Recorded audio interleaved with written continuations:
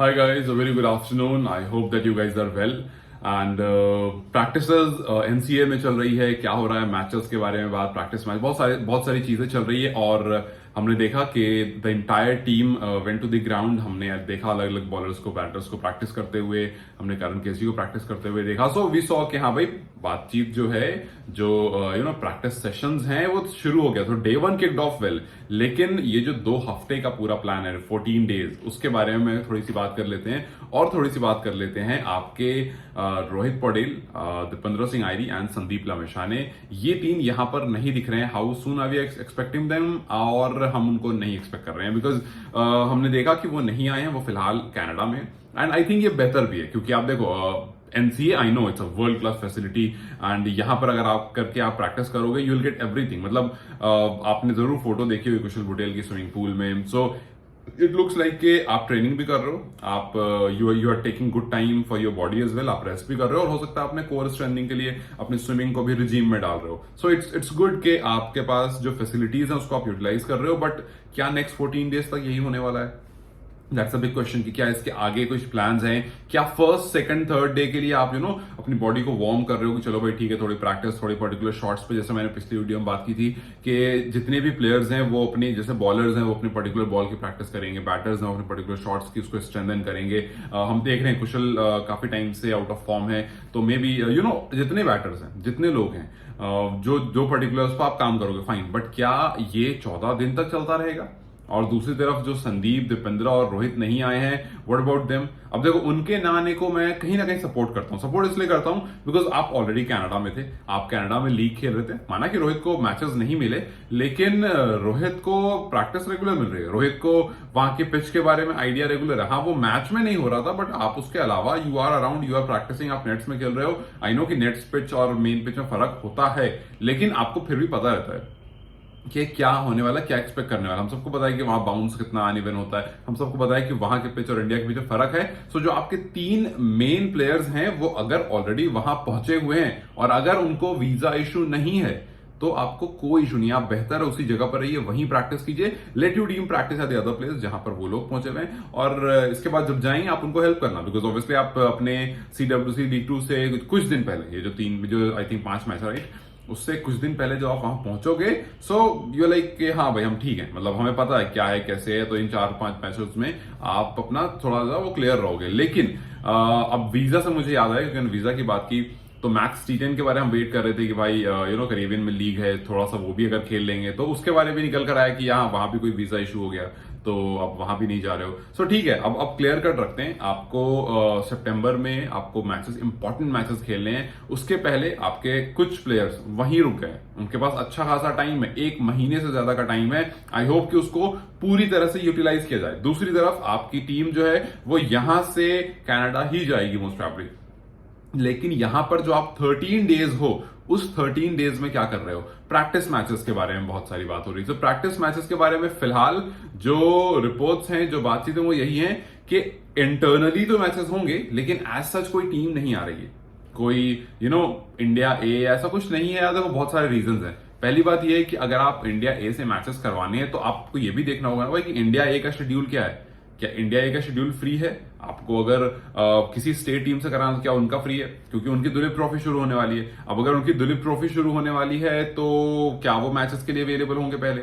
Because आप उसके हिसाब से प्लान करते हो। सो वहां पर एक बड़ा सा क्वेश्चन मार्क है कि शायद दुलीप ट्रॉफी से पहले आप मैचेस नहीं खेलो, या अगर खेलो भी तो शायद आप कुछ प्लेयर्स के साथ खेलो। टेक्निकली मेरे हिसाब से आप ऐसा कर सकते हो कि आप दोनों टीम के प्रैक्टिस मैचेस करा सकते हो।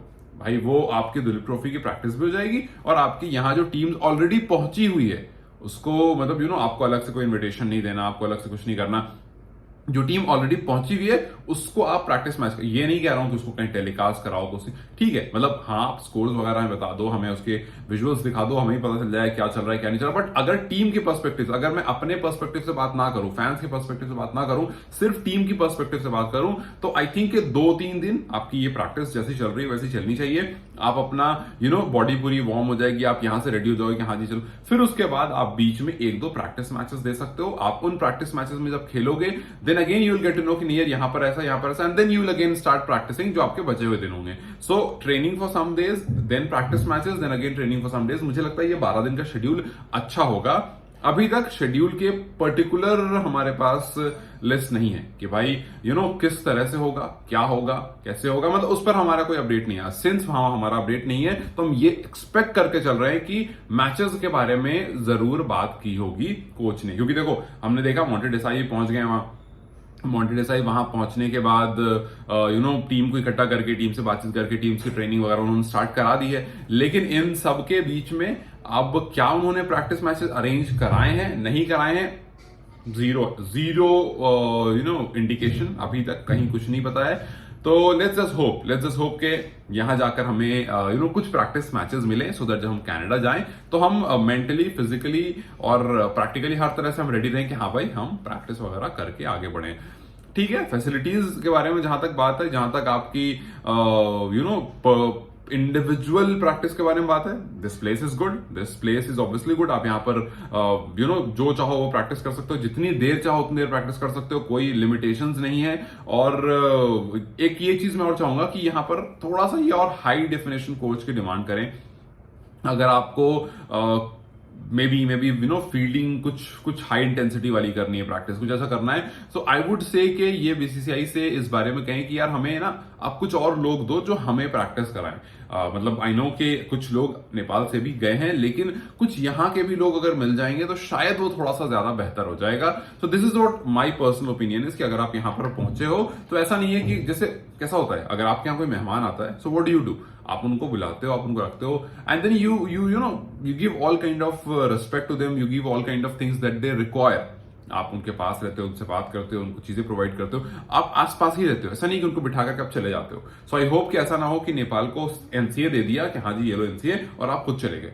आई होप कि ऐसा ना हुआ. आई होप कि कुछ लोग हों वहां पर जो असिस्ट कर रहे हो, जो टीम को हेल्प कर रहे हो, जो टीम को सपोर्ट कर रहे हो, और उसका आउटकम कुछ बेहतर हो तो अच्छा है. एंड वी होप कि यहाँ पर सब कुछ नाइस एंड क्लियर रहे और 2 हफ्ते बाद जब टीम निकल के जाए तो उनके अंदर एक एनसीए की भूख हो.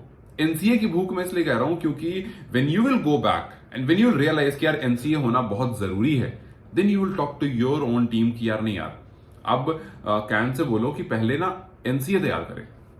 आप बाद में स्टेडियम तैयार कर लेना, पहले एनसीए तैयार करो. बिकॉज हम उस 2 हफ्ते में हमें ये समझ में आ गया कि अगर हमारे पास एनसीए है तो हम बहुत कुछ कर सकते हैं. और अभी स्टेडियम के साथ साथ सबसे ज्यादा जरूरी अगर किसी भी प्लेयर के लिए कुछ है तो वो अपना नेशनल क्रिकेट एकेडमी है, जहां हम इंजरीज रिहेबिलिटेशन, प्रैक्टिस, ट्रेनिंग सब कुछ कर सकते हैं और हर तरह की इंटेंसिटी का काम वहां पर कर सकते हैं. एज अ स्पोर्ट्स पर्सन हमें इधर उधर जाने की जरूरत नहीं है. सो आई रियली होप कि इस सेशन के बाद उनको एनसीए का इंपॉर्टेंस पता चल जाए और कैन इस पर बात करे, काम करे, चाहे तो प्राइवेट या तो गवर्नमेंट, कैसे भी करके एक एनसीए तैयार किया जाए जो कैन के अंडर में चले, जो कैन के अंडर में चले. ऐसा कुछ नहीं कि उधर चल रहा है. तो आई होप कि यहां से जाने के बाद इसकी इंपॉर्टेंस समझ में आए और इस पर काम हो अपने देश में कि नहीं यार वो 2 हफ्ते जो हमने एनसीए बिताए, समझ में आ गया कि अगर हमारे पास रहेगा तो हम उसको जब साल दर साल उस पर काम करेंगे तो क्या, क्योंकि हम सबको पता है यार, आपको और मुझे सबको पता है कि अगर मैं 2 हफ्ते जाकर के किसी ट्रेनिंग सेंटर से वापस आ जाऊं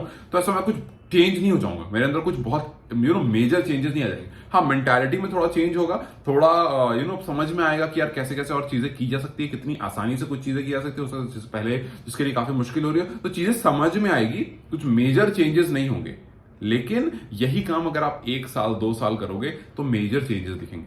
सो आई होप कि ये 2 हफ्ते नेपाल की इस अंडरस्टैंडिंग और इसके लिए अच्छा हो जाए कि आप अपने यहाँ एनसीए को बनाने का, इसको इंप्रूव करने का, उस पर ध्यान देने का, प्रायोरिटी देने का सोच लो. सो लेट्स जस्ट होप कि यहाँ हमें कुछ आगे अच्छी ग्लिम्स मिले जिस पर हम ज्यादा बात कर सकें. और लेट्स जस्ट होप कि ये बहुत फायदेमंद हो टीम के लिए. Till then you guys take care, have a good day and I will see you very very soon. Bye bye.